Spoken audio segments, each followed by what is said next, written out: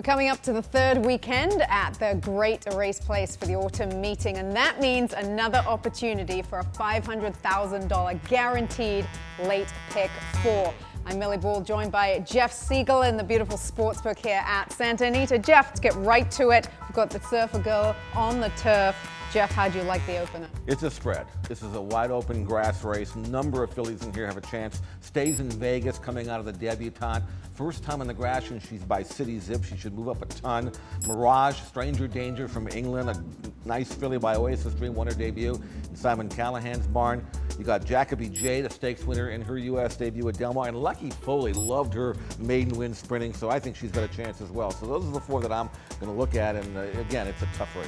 Jerry Hollandoffer said that stays in Vegas worked like a good thing on the grass, so that's positive news there. And also Simon Callahan, a little concerned about the O'Neill and Mandela angle, so maybe putting Mirage underneath. Move along to the next leg, the 8th race, 6 furlong maidens, and these are 2-year-olds. Hotshot Dr. Door making his racing debut here. All the rage in the morning for Bob Baffert, a colt by Looking at Lucky, has done excellent work, and in a kind of an unclassified race, he looks like the best of the newcomers.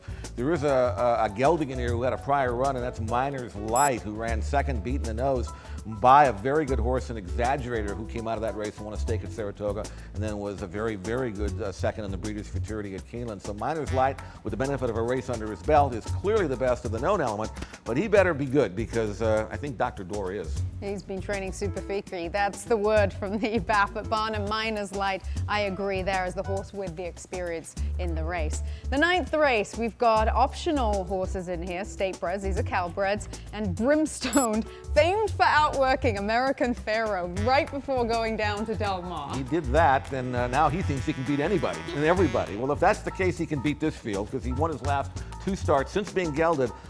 Broke his maiden for 50, won by 6, came out of that race, won by 11, earned a 96 buyer number. That's good enough to win stakes on this circuit. So Brimstone, the one to beat, blew out in 46 and change, so you know he's doing very well for Ray Bell.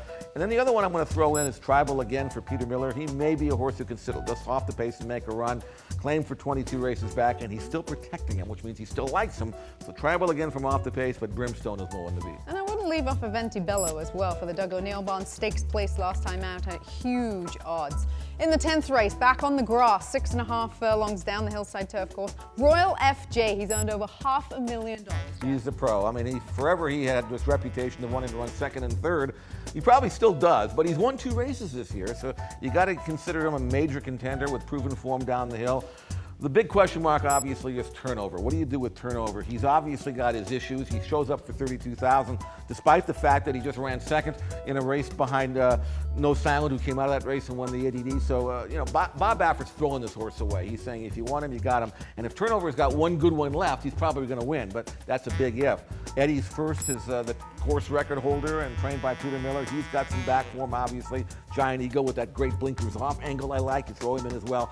This is one of these races you use as many as you can afford to use. And I think with turnover, watching that race last time out, he was just rushed off his feet a little bit, going 5 furlongs. He'll have a little bit more time. He won't be quite as rushed, going 6.5 down the hillside turf course. So deep in the last leg for Jeff and myself here in the late pick 4. Good luck to everybody.